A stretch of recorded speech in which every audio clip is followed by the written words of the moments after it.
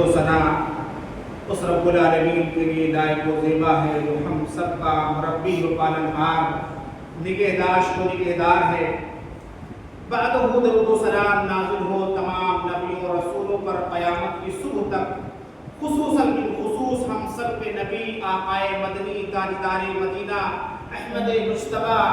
سرور کائنات ہم سب کے نبی محمد رسول اللہ صلی اللہ علیہ وسلم پر اللہم صلی وسلم وبارک علیہ۔ آج کے اس دینی اصلاحی پروگرام میں الحمدللہ یہ دوسرا پروگرام ہے، اور یہاں پر آنے کا مقصد اور بیٹھنے کا مقصد یہی ہے کہ ہم سب دین کی تعلیم حاصل کریں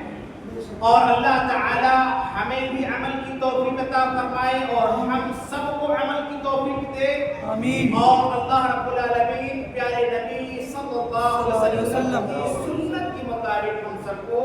زندگی گزارنے والا بنا دے۔ یہی مقصد ہے کہ لوگوں کو جہالت سے نکال کر، شرک و بدعات کے راستے سے نکال کر اسلام کے راستے پر لایا جائے۔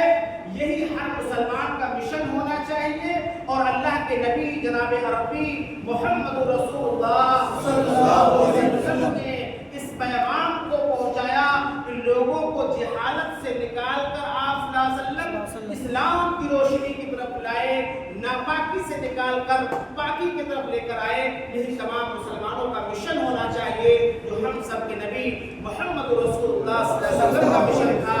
اور نبی کے صحابہ کرام رضوان اللہ علیہم اجمعین کا جو مشن تھا۔ آئیے سب سے پہلے یہ سمجھتے ہیں کہ اللہ کے نبی جناب عربی محمد رسول اللہ صلی اللہ علیہ وسلم کی نبوت کا آغاز کس طریقے سے ہوتا ہے۔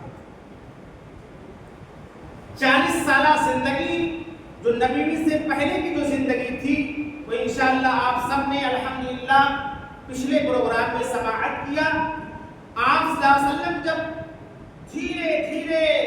اللہ رب العالمین کی طرف بڑھ رہے ہیں، اور آپ صلی اللہ علیہ وسلم دھیرے دھیرے لوگوں سے تنہائی پسند ہونے لگے، اور آپ صلی اللہ علیہ وسلم دھیرے دھیرے ایک مکہ کے اندر ایک پہاڑی ہے جس کا نام غار حرا ہے، آپ صلی اللہ علیہ وسلم وہیں پر جانے لگے، اور آپ صلی اللہ علیہ وسلم کا آنا جانا چالو ہو گیا، اور آپ صلی اللہ علیہ وسلم وہیں جا کر غار حرا کے اندر آپ صلی اللہ علیہ وسلم اس پہاڑی کے اندر، اس غار کے اندر جو بہت ہی چھوٹا غار تھا، جو لوگ الحمدللہ حج کرنے گئے ہیں، عمرہ کرنے گئے ہیں، اللہ نے ان سب کو زیارت نصیب کیا ہوگا اور اپنی آنکھوں سے زیارت کیا ہے۔ اللہ ہم سب کو بھی توفیق عطا فرمائے۔ تو آپ صلی اللہ علیہ وسلم وہاں پر جا کر کے اللہ کو یاد کرتے، اپنے طریقے سے یہ غور کرتے، یہ فکر کرتے کہ آسمانوں کو جس نے پیدا کیا، زمینوں کو جس نے پیدا کیا، تمام چیزوں کو جس نے پیدا کیا، حالانکہ ہے کوئی میرا رب جو تمام نظام کا چلانے والا ہے، یعنی آپ صلی اللہ علیہ وسلم کا وہ فکر تنہائی میں کیا کرتے رہے کہ ہمیں ایک اللہ کی عبادت کرنی چاہیے، اس لیے کہ ابھی آپ نبی نہیں بنائے گئے تھے۔ آپ صلی اللہ علیہ وسلم غور کر رہے ہیں، فکر کر رہے ہیں، اور صحیح بخاری کی روایت اٹھا کر دیکھیں، امام بخاری رحمۃ اللہ علیہ نے کتاب و بدء وحی کی شروعات کا بیان، وحی کی شروعات کیسے ہوئی اور وحی کی اسٹارٹنگ کا بیان جب آپ دیکھیں گے، صحیح بخاری کی روایت کو جب پڑھیں گے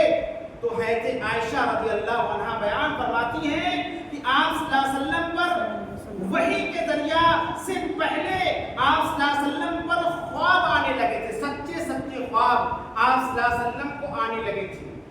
یہیں سے وہ آپ صلی اللہ علیہ وسلم کی نبوت کا آغاز دھیرے دھیرے ہوتا ہے، اور آپ صلی اللہ علیہ وسلم جس طریقے سے خواب دیکھا کرتے تھے اسی طریقے سے صبح ہو ایسا ہوتا ہوا پاتے تھے، یعنی آپ صلی اللہ علیہ وسلم خواب جس طریقے سے دیکھتے تھے، خواب کی حالت میں جب صبح آپ دیکھتے تو وہی منظر آپ کے آنکھوں کے سامنے ہوتا تھا۔ اور دوسرا وحی کا طریقہ جو آپ صلی اللہ علیہ وسلم جبریل علیہ السلام نے اللہ کے حکم سے آپ پر وحی کا نزول کیا، وحی کے بہت سارے طریقے ہیں۔ ایسا ہوتا تھا کبھی کبھی کہ جبریل علیہ السلام آپ کو نہیں دکھتے